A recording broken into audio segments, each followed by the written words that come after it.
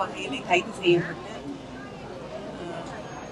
ஒரு இயற்கை மரணத்தை போல அதை காட்ட முயற்சி செய்து விசாரணையின் போது 19 இடத்திலே அவர் மீது காயங்கள் இருக்கிறது என்ற உண்மை இப்பொழுது தெரிய வந்திருக்கிறது.